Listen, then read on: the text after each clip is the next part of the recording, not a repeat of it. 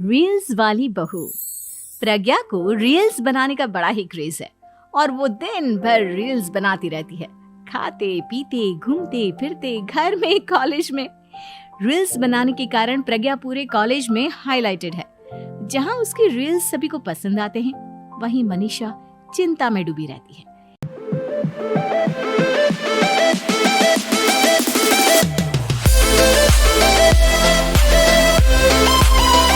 एक रोज जब खाते हुए प्रज्ञा रील्स बना रही होती है, तब मनीषा कहती है, एक मिनट भी चैन नहीं है इस लड़की को। ये नहीं कि खाना तो आराम से खा ले, लेकिन नहीं, अरे थोड़ी देर रील्स नहीं बनाओगी तो आसमान नहीं टूट पड़ेगा। अरे मम्मी, इसी को तो कहते हैं डिटर्मिनेशन। तुम नहीं समझोगी ये सब। भगवान, इस लड़की को सद्बुद्धि दे। जब देखो तब टेढ़ा बाका मुंह बनाती रहती है। मनीषा की बात का प्रज्ञा पर जरा भी असर नहीं होता और वो खाते खाते रील्स बनाती रहती है। दिन बीतने लगते हैं और देखते देखते प्रज्ञा का कॉलेज भी खत्म हो जाता है। आए दिन कोई ना कोई मनीषा को प्रज्ञा की शादी करवाने का सुझाव दे जाता है। सब ठीक ही कहते हैं, प्रज्ञा की शादी कर देनी चाहिए। अपने घर के काम काज में व्यस्त हो जाएगी तो खुद ही ये रील्स और नाच गाना बंद हो जाएगा। मनीषा और प्रेम प्रज्ञा के लिए एक अच्छा लड़का ढूंढने लगते हैं और तभी विकी का रिश्ता प्रज्ञा के लिए आता है, जिसने प्रज्ञा को उसकी रील्स देखकर पसंद कर लिया था। अगले दिन विकी अपने माता पिता के साथ प्रज्ञा के घर पहुंच जाता है और प्रज्ञा साड़ी पहने हाथों में चाय की ट्रे लिए उनके सामने आती है। जब विकी को पसंद है तो हमें भी बहू पसंद है। बहन जी, आप बारात की तैयारी कीजिए। एक बार लड़का लड़की अकेले में बात कर ले तो अच्छा रहेगा। हाँ हाँ, क्यों नहीं।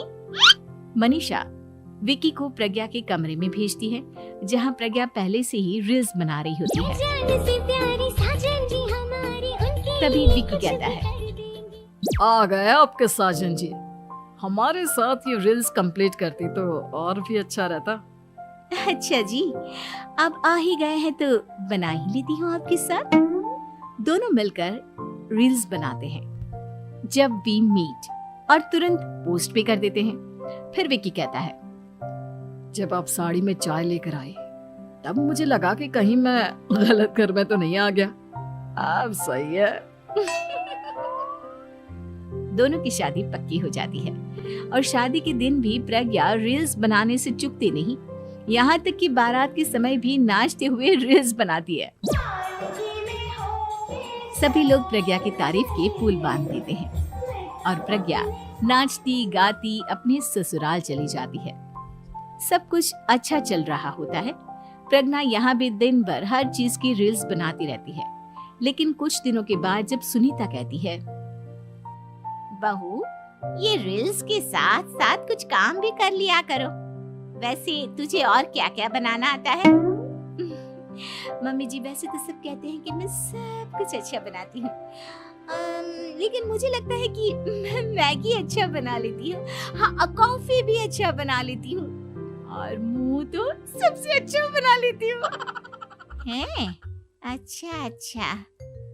सुनीता अपना माथा पकड़ लेती है और कहती है, बहू, कुछ खाना बनाना भी सीख लेती। मम्मी जी, मैं लंबी प्लानिंग कर रही हूँ। जल्दी ही मैं इतनी फेमस हो जाऊंगी कि मुझे पैसे मिलने लगेंगे। हम दोनों सास बहू राज करेंगे, राज। नौकर काम करेंगी और लोगों की तो लाइन लगेगी हमसे मिलने के लिए। तेरा दिमाग खराब हो गया है क्या बहू? हंसी मजाक तक ठीक है, लेकिन इस तरह घर नहीं चलते। जितना जल्दी हो इस घर के तौर तरीकों को सीख लो।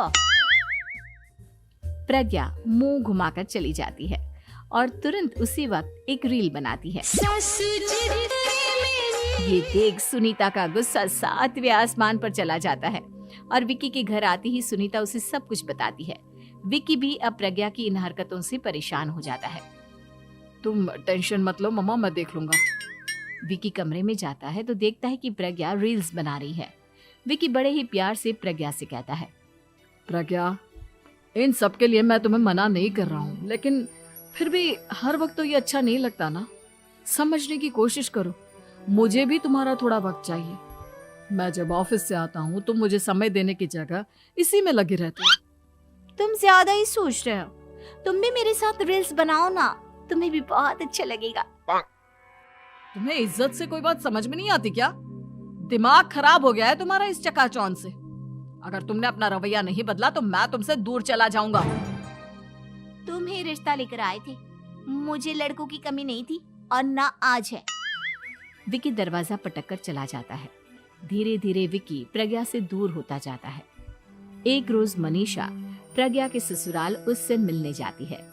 तब सुनीता उससे कहती है, बहन जी, अब आई हैं तो कुछ दिन यहाँ रहकर जाइएगा, आप ही का घर है।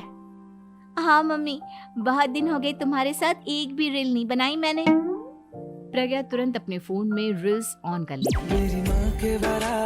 ये सब मुझसे नहीं होता। तेरा ये भूत अभी तक नहीं उतरा क्या? बहन जी, आप कुछ कहती नहीं क्या इसे? जब आप ही कुछ नहीं कर पाई तो मैं कर ही क्या सकती हूँ। सास तो वैसी ही बदनाम है। शाम को घर की लाइट चली जाती है और मनीषा प्रज्ञा से कहती है, मेरे घुटनों में बहुत दर्द हो रहा है, तू लाइट का कुछ इंतजाम करना बेटा। अच्छा, कैंडल जला देती हूँ मम्मा। प्रज्ञा गाते हुए कैंडल जलाती है और खिड़की के पर्दे के पास रख देती है। मनीषा, जिसे बहुत दर्द हो रहा है, वो सो जाती है और प्रज्ञा हमेशा की तरह अपने रील्स में लग जाती है। उधर कैंडल की वजह से पर्दा आग पकड़ लेता है और मनीषा के कमरे में आग लग जाती है। बचाओ, कोई है, बचाओ। सभी भागते हैं और विकी कमरे की आग बुझाने में लग जाता है, लेकिन तब तक मनीषा आधी जल चुकी थी। मनीषा की हालत देख प्रज्ञा रोने लगती है। विकी मनीषा को तुरंत हॉस्पिटल ले जाता है और उसे एडमिट कराता है। विकी प्रज्ञा से कहता है, देख लिया ना, तुम्हारे इस नाच गाने की वजह से आज तुम्हारी माँ की जान जाते जाते रह गई। अब पता नहीं तुम और क्या चाहती हो। उधर डॉक्टर कहते हैं, इनकी हालत बहुत नाजुक है, आधे से ज्यादा जल चुकी है। प्रज्ञा रोती हुई मंदिर में जाती है और भगवान के आगे जाकर कहती है, भगवान, मेरी माँ को ठीक कर दो। मैं कसम खाती हूँ हाथ से ये रील्स बनाना छोड़ दूंगी। बस मुझे मेरी माँ वापस मिल जाए। 2 दिन बीत जाते हैं और मनीषा खतरे से बाहर आ जाती है। पेशेंट अब ठीक है, आप लोग उनसे मिल सकते हो। सब कोई मनीषा से मिलता है और प्रज्ञा सबके सामने अपना फोन तोड़ देती है।